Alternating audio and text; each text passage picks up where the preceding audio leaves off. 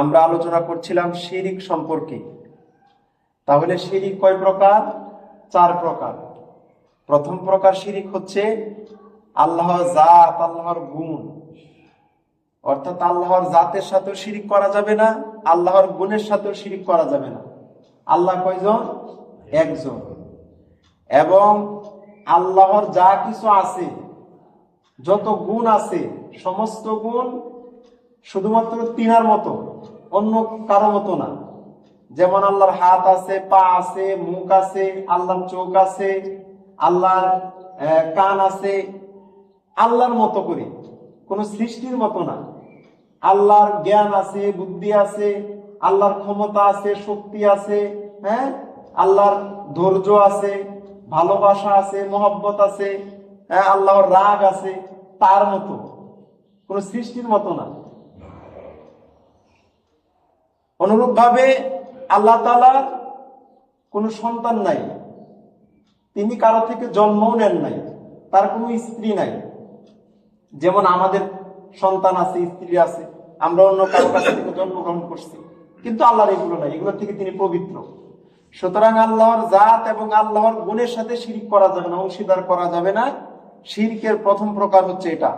দ্বিতীয় প্রকার শিরক হচ্ছে আল্লাহর রুবুবিয়াতের সাথে শিরক করা। রব কয়জন?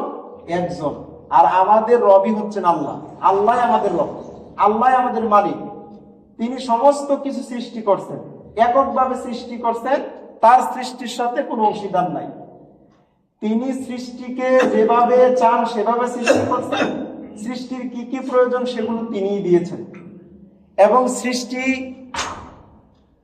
করার পর কোন সৃষ্টিকে কোথায় রাখবেন সেটাও তার সিদ্ধান্ত। কাকে কোন পথ দেখাবেন, কিভাবে দেখাবেন, সেটাও তার সিদ্ধান্ত। সুতরাং এই রুবুবিয়াতের সাথে শিরক করা যাবে না। আল্লাহ আমাদেরকে সৃষ্টি করছেন, তিনি আমাদের স্রষ্টা, তিনি আমাদের সমস্ত কিছু দিয়েছেন, আমরা চাই বা না চাই তার মতো করে আমাদেরকে দিয়েছেন। রুবুবিয়াতের আরেকটি অংশ হচ্ছে, যেহেতু স্রষ্টা তিনি সৃষ্টি করছেন, তিনি সবকিছু দিচ্ছেন সৃষ্টিকে, সুতরাং স্রষ্টা যেভাবে চান সেভাবেই সৃষ্টির চলতে হবে।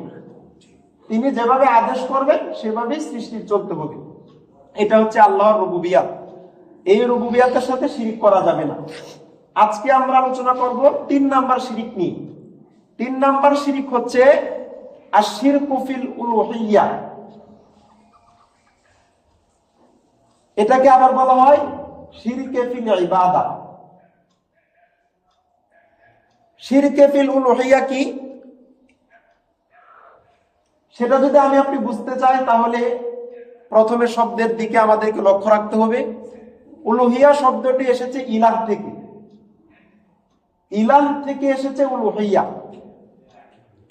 অর্থাৎ আমরা কালিমাতে কি পড়তেছি? লা ইলাহা ইল্লাল্লাহ। এই যে ইলাহ থেকে উলুহিয়া, এই ইলাহ শব্দের অর্থ হচ্ছে মাবুদ। ইলাহ শব্দের অর্থ কি? মাবুদ। মাবুদ কাকে বলে? যাকে হৃদয়ের সবটুকুন ভালোবাসা দিয়ে, হৃদয়ের সবটুকুন মহব্বত দিয়ে, ভক্তি দিয়ে যার ভক্তি করা হয়, যাকে শ্রদ্ধা করা হয়, যাকে সম্মান করা হয়, যাকে আনুগত্য করা হয়, তাকেই বলা হয় মাবুদ। তাকেই বলা হয় কি? মাবুদ। সুতরাং আল্লাহ তাআলা বান্দাকে বলতেছেন, তার সৃষ্টিকে বলতেছেন, তোমার হৃদয়ে যতটুকু ভালোবাসা আছে, ভক্তি আছে, যতটুকু শ্রদ্ধা আছে, সম্মান আছে, এই সবটুকুনি আমার হোক। সবটুকু কার হোক? আল্লাহর হোক। সুতরাং লা ইলাহা ইল্লাল্লাহ মানে হচ্ছে যে আপনার হৃদয়ের সবটুকুন ভালোবাসা কার জন্য থাকতে হবে? আল্লাহর জন্য। যতটুকু সম্মান হৃদয়ের মধ্যে আছে, সবটুকু সম্মান কার জন্য? আল্লাহর জন্য। শ্রদ্ধাও কার জন্য? আল্লাহর জন্য। ভক্তিও কার জন্য? আল্লাহর জন্য। আনুগত্যও আল্লাহর জন্য। এই ইলাহ শব্দের অর্থ হচ্ছে উলুহিয়া। উলুহিয়া শব্দের হচ্ছে তো মাবুদ। মাবুদ বলা হয় যাকে ভক্তি করা হয়, যাকে কি করা হয়? ভক্তি করা হয়, যাকে ভালোবাসা দেখানো যায়, যাকে শ্রদ্ধা করা যায়, যাকে সম্মান করা যায়। সুতরাং ভালোবাসা, ভক্তি, সম্মান, মর্যাদা, এ সব কিছুর হক সবচেয়ে বেশি কে রাখেন? আল্লাহ রাখেন। আল্লাহকে বাদ দিয়ে আপনি আর কাউকে সম্মান করতে পারবেন না, কারো ভক্তি করতে পারবেন না। যদি ভক্তি করেন আল্লাহকে বাদ দিয়ে, তাহলে আপনি উলুহিয়াকে অস্বীকার করলেন, আল্লাহর উলুহিয়া থেকে আপনি বাদ করে গেলেন, আপনি মুশরিক হয়ে যাবেন। মুহতারাম হাজিরিন, আল্লাহ সুবহানাহু ওয়া তাআলা সূরা আম্বিয়ার 26 নম্বর আয়াতে বলছেন, ওয়া মা আরসালনা মিন ক্বাবলিকা মির রাসূলিন ইল্লা নূহি ইলাইহি আন্নাহু লা ইলাহা ইল্লা আনা ফা'বুদুন। তিনি বলছেন, আমি এমন কোন রাসূল পাঠাই নাই, যে রাসূলের কাছে আমি এই ওহী দেই নাই যে তার জাতি, তার কওম, তার এলাকা, তার গোত্র, তার দেশের মানুষের কাছে প্রত্যেকটা নবী রাসূল এই কথাই বলেছেন যে লা ইলাহা ইল্লা, আল্লাহ ছাড়া আর কোনো মাবুদ নাই, আনা ফা'বুদুন, সুতরাং তোমরা তারই কি করো, গোলামি করো, ইবাদত করো। তাহলে আল্লাহ সুবহানাহু ওয়া তাআলা তিনি মানুষকে বলে দিচ্ছেন যে আমি এমন কোন নবী রাসূল পাঠাই নাই মানুষের কাছে এই দুনিয়াতে যে যারা বলে নাই যে আল্লাহ ছাড়া কোনো কি নাই, মাবুদ নাই, সুতরাং তোমরা সেই মাবুদেরই ভক্তি করো, সেই মাবুদেরই প্রতি ভালোবাসা রাখো, সেই মাবুদকে তোমরা সম্মান করো, মর্যাদা দাও। তাহলে আল্লাহর যে উলুহিয়া রয়েছে, সেই উলুহিয়ার সাথেও আপনি শিরিক করতে পারবেন, অংশীদার করতে পারবেন না। মুহতারাম হাজিরিন, আল্লাহ সুবহানাহু ওয়া তাআলা তিনি কোরআনুল কারীমের সূরা নাহলের 36 নম্বর আয়াতে বলছেন, ওয়ালাকাদ বাআথনা ফী কুল্লি উম্মাতির রাসূলান আন ইবুদুল্লাহা ওয়াজতানিবুত তাগুত।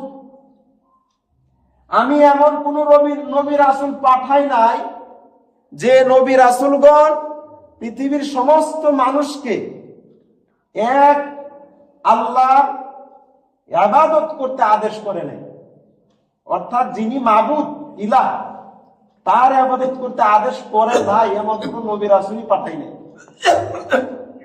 যখনই নবী রাসূলগণ আল্লাহর ইবাদত করতে আদেশ করেছেন, আল্লাহর ইবাদত করতে মানুষকে বলেছেন, পাশাপাশি বলেছেন ওয়াজতানিবুত তাগুত, তাগুতকে বর্জন করো। আপনি ইবাদত করতেছেন আল্লাহর, আবার পাশাপাশি তাগুতেরও অনুসরণ করেন, আপনি মুশরিক। শুধুমাত্র একমাত্র আল্লাহর ইবাদতই হবে, তার সাথে অন্য কারো ইবাদত হওয়া যাবে না, তার সাথে অন্য কারো ইবাদত আপনি যুক্ত করতে পারবেন না। মানে আপনি কিছু আল্লাহর কথা মানলেন, আবার কিছু শয়তানের কথা মানলেন, তাও হবে না। আল্লাহর ইবাদত করতে হবে, আল্লাহর গোলামি করতে হবে, ভক্তি শুধুমাত্র আল্লাহর প্রতি দেখাতে হবে, তাগুতের সাথে ভক্তি প্রদর্শন করা যাবে না। এজন্য নবী রাসূলগণ শুধু আল্লাহর ইবাদত করতেই বলে নাই, তারা এই নির্দেশও দিয়েছেন যে তোমরা তাগুতকে বর্জন করো। কাকে বর্জন করো? তাগুত। আমি এর আগে আলোচনা করেছি তাগুত কি, তাগুতের প্রকারও বলেছি, তাগুত সম্পর্কে আমি অনেক আলোচনা করছি এর আগে। তাগুত কি? তাগুত মানে হচ্ছে যারা আল্লাহর আদেশকে অমান্য করেছে, যারা সীমা লঙ্ঘনকারী, তাদেরকে তাগুত বলা হয়।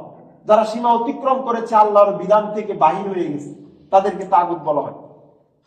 যারা আল্লাহর বিধানকে অস্বীকার করেছে, স্বীকৃতি দেয় নাই, তারা হচ্ছে তাগুত। সেই তাগুতের হুকুম আমি কিভাবে মেনে নিতে পারি?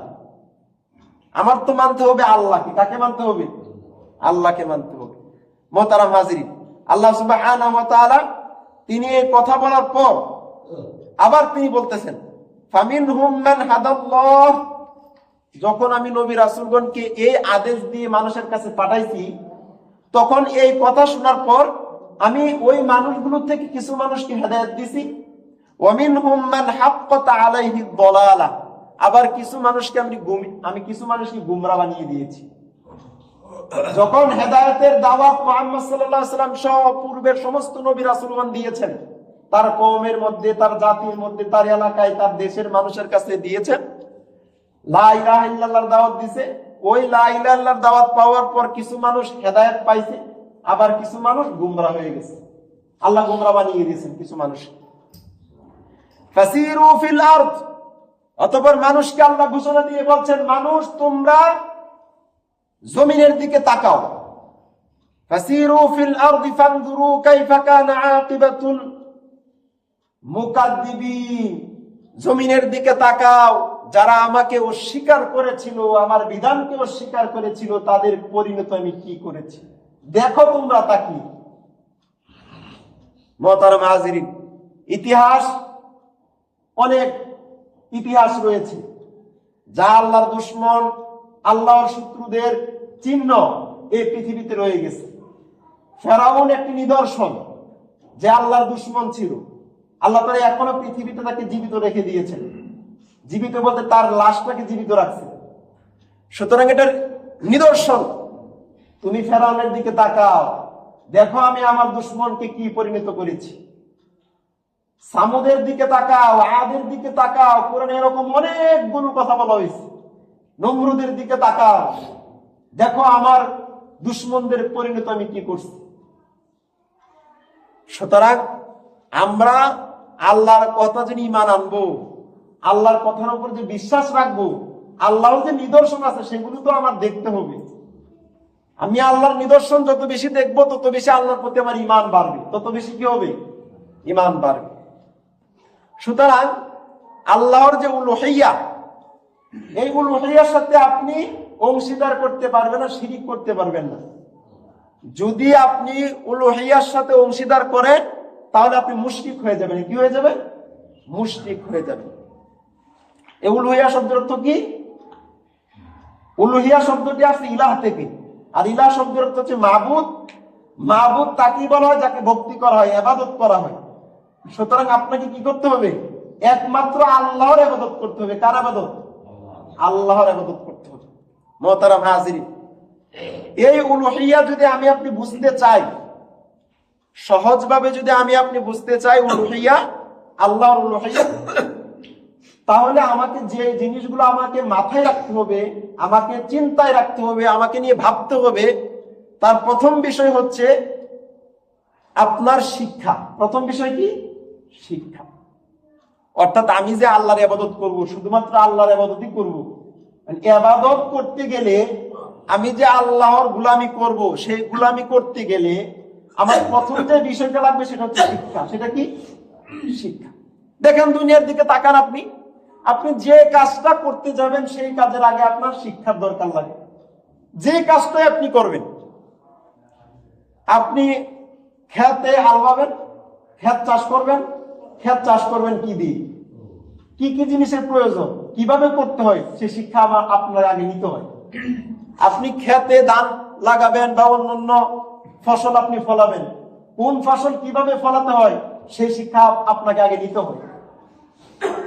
এরকম ভাবে আপনি গার্মেন্টস বলেন, অন্যান্য কোম্পানি বলেন, চাকরি বলেন, যেটাই বলেন না কেন, আপনি প্রত্যেকটা কাজের আগে কি লাগে?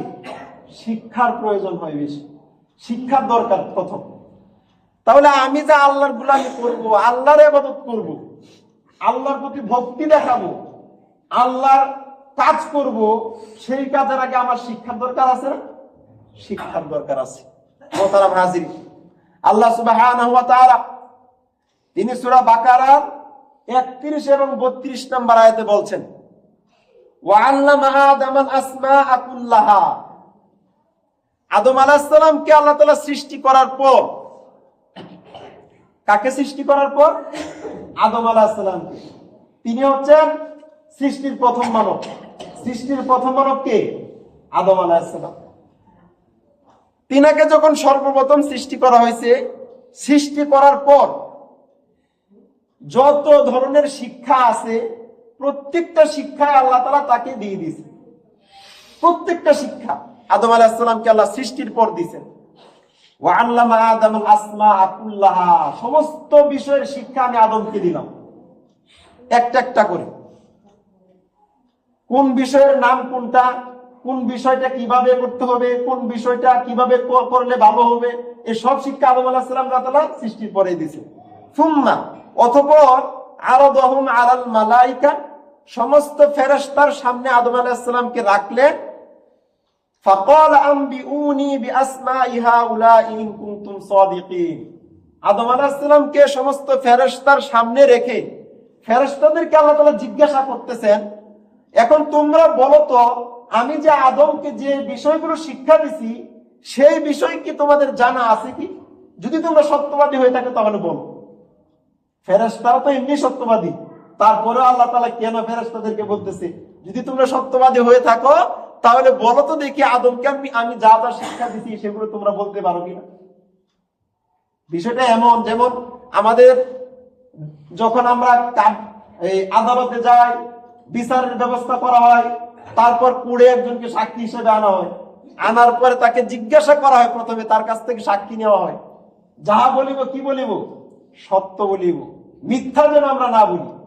যে সাক্ষী হিসেবে যাকে আমি দাঁড় করাইছি সে তো এমনিতে সাক্ষী সত্যই দিবে, মিথ্যা আবার কিভাবে দিবে। তো আল্লাহ তাআলা ফেরেশতাদেরকে বলতেছে যে তোমরা যদি সত্যবাদী হয়ে থাকো তাহলে বলো দেখি আদমকে আমি যা যা শিখাইছি তোমরা কি তা বলতে পারো কিনা। এদের অনেক কারণ আছে। এরপরে ফেরেশতারা কি বলছে শুনেন। ফেরেশতারা বলতেছে ক্বালু সুবহানাক, যে আল্লাহ আপনি হচ্ছেন পবিত্র, আপনি কি পবিত্র, সুবহানাক আপনি পবিত্র। পবিত্র একমাত্র কে? আল্লাহ। এই বিশ্বাস আপনাকে রাখতে হবে। আমরা অনেক সময় রাসূলে পাক বলে ফেলি, রাসূল কখনো পাক না। মুহাম্মদ সাল্লাল্লাহু আলাইহি ওয়াসাল্লাম পাক নন। মুহাম্মদ সাল্লাল্লাহু আলাইহি ওয়াসাল্লাম কি বিয়ে করেন নাই? তার কি সন্তান হয় নাই? তিনি কি পেশাব পায়খানা করেন নাই? তো তিনি পাক হলেন কিভাবে? পাক শুধুমাত্র একমাত্র আল্লাহর জন্য। আপনি পাক শব্দটা ব্যবহার করতেছেন বাংলাতে, কিন্তু এটা আরবিতে অর্থ আসে সুবহানাক। কি অর্থ আসে? সুবহানাক। সুবহান শুধুমাত্র আল্লাহ। সুবহান কে? আল্লাহ। আমরা অনেক সময় নামের নাম ওরা কি সুবহান, এটা পরে আসবে, এটাও শিরকের একটা অংশ আছে, আল্লাহর সিফতের যে নামগুলো আছে। তাহলে ফেরেশতারা বলতেছে সুবহানাক, আল্লাহ আপনি হচ্ছেন পবিত্র। লা ইলমা লানা ইল্লা মা আল্লামতানা, আমরা ততটুকু জানি যতটুকু আপনি আমাদেরকে জানাইছেন, এর বাহিরে আমরা জানি না। একজন জ্ঞানী মানুষ সে যখন কোনো বিষয় না জানবে তখন তার কাছে জিজ্ঞাসা করলে আপনি তার কাছ থেকে উত্তর এটাই পাবেন যে আমি এই বিষয়টা জানি না। আমি যতটুকু জানি ততটুকু বলি, এর বাহিরে আমি বলতে পারি না। আর সবাই জানে এই কথা যে বলবে সে ভণ্ড, কারণ সবকিছু একমাত্র কে জানে? আল্লাহ জানে। কোন সৃষ্টি সবকিছু জানে না। ততটুকু আমি আপনি বলবো যতটুকু আমি আপনি জানি, এর বাহিরে বলবো না। মোহতারাম হাজির, তাহলে ফেরেশতারা কি বলতেছে যে আল্লাহ আপনি আমাদেরকে যতটুকু জানাইছেন ততটুকু আমরা জানি, আর বাইরে জানি না। ইন্নাকা আনতাল আলিমুল হাকিম, নিশ্চয় আপনি হচ্ছেন আলিম, আপনি হচ্ছেন হাকিম। আলিম শুধুমাত্র আল্লাহ। কোন সৃষ্টি আলিম হতে পারে না, আলেম হতে পারে, আলিম না। আলিম আর আলেম ভিন্ন জিনিস। আলিম হচ্ছেন যার কাছে পরিপূর্ণ জ্ঞান থাকে, আর আলেম বলা হয় তাকে, অর্থাৎ আল্লাহর বিষয়ে যতটুকু সে জানে ততটুকু সে আলেম, ততটুকুর আলেম সে। আমরা একজন একজনকে আলেম বলতে পারবো কিন্তু আলিম বলতে পারবো না। হাকিম শুধুমাত্র কে? আল্লাহ। তিনি প্রজ্ঞাময়, বিচারক, সুষ্ঠু বিচারক। যে জিনিসটাকে তিনি বলবেন সুষ্ঠুভাবে, কোনো এটার মধ্যে অশৃঙ্খল থাকবে না, শৃঙ্খলার সাথে তিনি প্রত্যেকটা বিচার করে দিবেন। এজন্য আল্লাহ কি বলা হয়? হাকিম। আল্লাহকে কি বলা হয়? হাকিম। ফেরেশতারা সাক্ষী দিচ্ছে আপনি হচ্ছেন আলিম, আপনি হচ্ছেন হাকিম। মোহতারাম হাজির, তাহলে আদম আলাইহিস সালামকে সৃষ্টি করার পর প্রথমে কি আল্লাহ তাআলা শিক্ষা দিলেন? সমস্ত বিষয়ে শিক্ষা দিলেন। এখানে শিক্ষার কথাটা আসছে। প্রথমে শিক্ষা লাগবে। কি লাগবে? শিক্ষা লাগবে। আবার কোরআনে আপনি সূরা আলাকের দিকে লক্ষ্য করুন, আল্লাহ বলছেন ইকরা বিসমি রাব্বিকাল্লাযী খালাক। মুহাম্মদ সাল্লাল্লাহু আলাইহি সাল্লামকে যখন আল্লাহ তাআলা নবুয়ত দান করলেন, রিসালাত দান করলেন, সর্বপ্রথম মুহাম্মদ সাল্লাল্লাহু আলাইহি সাল্লামের উপর যে বার্তাটা আসলো সেটা হচ্ছে পড়ো। কি পড়ো? পড়ো। পড়ার কথা আসছে, শিক্ষার কথা আসছে। ইকরা বিসমি রাব্বিকাল্লাযী খালাক, তুমি পড়ো তোমার রবের নামে যিনি তোমাদেরকে সৃষ্টি করছে। তাহলে মুহাম্মদ সাল্লাল্লাহু আলাইহি সাল্লামকে প্রথমে আল্লাহ তাআলা কোন কাজটা শিখাইছেন? শিক্ষা। প্রথম কি? শিক্ষা। আপনাকে শিক্ষা অর্জন করতে হবে। আপনি যেন আল্লাহর ইবাদত করবেন, আল্লাহর গোলামি করবেন, আল্লাহর প্রতি যে ভক্তি প্রদর্শন করবেন, সম্মান মর্যাদা দিয়ে আল্লাহকে দেখাবেন, আপনাকে তো শিক্ষা অর্জন করতে হবে আগে। এরপর আল্লাহ তাআলা 5 নম্বর আয়াতে বলছেন আল্লামাল ইনসানা মা লাম ইয়ালাম, মানুষ যে বিষয়ে জানে না আমি সমস্ত বিষয় মানুষকে শিখাইছি। সমস্ত বিষয় শিখাইছে কি? আল্লাহ শিখাইছে। মানুষ বিষয় জানেই না। আমরা কি জানি কোনো কিছু? আমাদেরকে শিখাইছেন কি? আল্লাহ শিখাইছে। তাহলে এখানেও শিক্ষার কথা আছে। সুতরাং আল্লাহর যে উলুহিয়া আছে, সেই উলুহিয়াকে আপনাকে বুঝতে হলে আপনার প্রথম যে জিনিসটা অর্জন করতে হবে সেটা হচ্ছে শিক্ষা। সেটা কি? শিক্ষা। এই পৃথিবীর সমস্ত মানুষকে যদি আমি আপনি একত্রিত করি, তাহলে দেখব দুটি শ্রেণীতে ভাগ রয়েছে পৃথিবীর সমস্ত মানুষ। কয়টি শ্রেণীতে? দুটি শ্রেণীতে। এক প্রকার মানুষ হচ্ছে মিথ্যার শিক্ষার উপর প্রতিষ্ঠিত, আরেক প্রকার মানুষ হচ্ছে সত্যের শিক্ষার উপর প্রতিষ্ঠিত। এই দুটি জিনিস কখনো এক হবে না। সত্য কখনো মিথ্যার উপরে যাবে না, মিথ্যা কখনো সত্যের কাছে আসবে না। দুটি আলাদা শিক্ষা, একটার উপর আরেকটা কখনো বিজয়ী হবে না, জয়ী হবে না। মোহতারাম হাজিরিন, মানে আপনি আমাকে বলবেন যে আপনি আমাকে বুঝাতে পারেন না, আর আমি আপনাকে বলবো যে আমি আপনাকে বুঝাইতে পারতেছি না। এই যে এরকম আমাদের মধ্যে একটা সমস্যা হয়। আপনি আমাকে একটা বিষয় বুঝাইতেছেন, আমি বুঝতেছি না, আবার আমি আপনাকে একটা জিনিস বুঝাইতেছি, আপনি বুঝতেছেন না। কেন হচ্ছে এটা? যদি আপনি সত্যকে ধারণ করে থাকেন তাহলে বোঝা সহজ, আর যদি মিথ্যাকে আপনি ধারণ করে থাকেন তাহলে আপনাকে বোঝানো কঠিন হয়ে যাবে। তাহলে আপনাকে এটা মাথায় রাখতে হবে যে দুটি শিক্ষাই পৃথিবীতে রয়েছে। একটা হচ্ছে সত্যের শিক্ষা, আর একটা হচ্ছে কিসের শিক্ষা? মিথ্যার শিক্ষা। মিথ্যা। সত্যের শিক্ষা পৃথিবীতে প্রত্যেকটা নবী রাসূল এনে দিয়েছেন, আর মিথ্যার শিক্ষা শয়তান এবং শয়তানের অনুসারীরা এনে দিয়েছে। মিথ্যার শিক্ষা। আর মিথ্যার শিক্ষাটা কিভাবে হয়? নবী রাসূলগণ মানুষকে সত্যের শিক্ষা দিয়েছেন, শয়তান সেটাকে উল্টাইয়া তার বিপরীত যে শিক্ষাটা মানুষকে দিয়েছে সেটাই হচ্ছে মিথ্যার শিক্ষা। সেটাই কিসের শিক্ষা? মিথ্যার শিক্ষা। মানে আল্লাহ তাআলা প্রথমে ওহী নাযিল করতেন আসমান থেকে জমিনে, শয়তান সেগুলো শুনে মানুষের কাছে সেগুলো উল্টাইয়া বিপরীত ভাবে মানুষের কাছে তুলে ধরত। আল্লাহ বলছেন একভাবে, শয়তান মানুষকে বুঝাইতো আরেকভাবে। তো আল্লাহ তাআলা মানুষকে সবসময় সত্যের পক্ষে থাকতে বলেন, সত্যের শিক্ষা দিয়ে থাকেন, হেদায়েতের কথা বলেন, মিথ্যার কথা আল্লাহ তাআলা বলেন না, মিথ্যার পথ দেখান না। মুহতারাম হাজিরিন, আল্লাহ সুবহানাহু ওয়া তাআলা তিনি আমাকে আপনাকে সৃষ্টি করছেন, বারবার বলছেন যে আমি তোমাদের কাছে হেদায়েত দিছি, হেদায়েত দিছি। এই হেদায়েত মানে কি? এই হেদায়েত মানে হচ্ছে এমন শিক্ষা, যে শিক্ষা আপনার প্রত্যেকটা কাজ, প্রত্যেকটা ইবাদত, প্রত্যেকটা আমল সঠিক একেবারে বিশুদ্ধভাবে যেটা করা হয় সেটাকে বলা হয় হেদায়েতের শিক্ষা। সেটাকে হেদায়েত বলা হয়।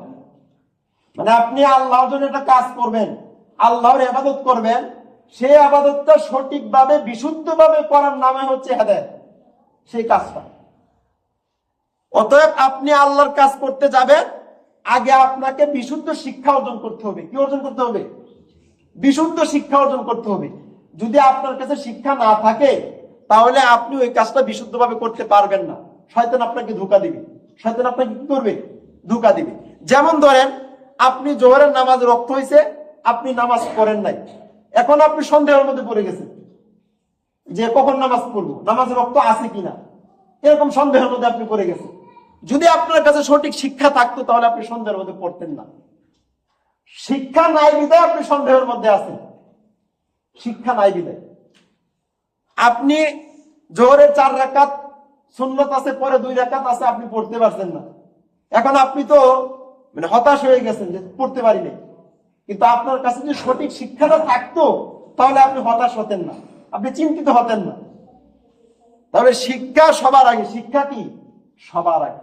আপনি বলবেন যে আমরা তো কোরআন পড়তে পারি না, হাদিস পড়তে পারি না, তাহলে আমরা সঠিক শিক্ষাটা আমরা কিভাবে নিব? না, সেটাও আল্লাহ বলে দিয়েছেন, সবাই কোরআন হাদিস পড়বে না।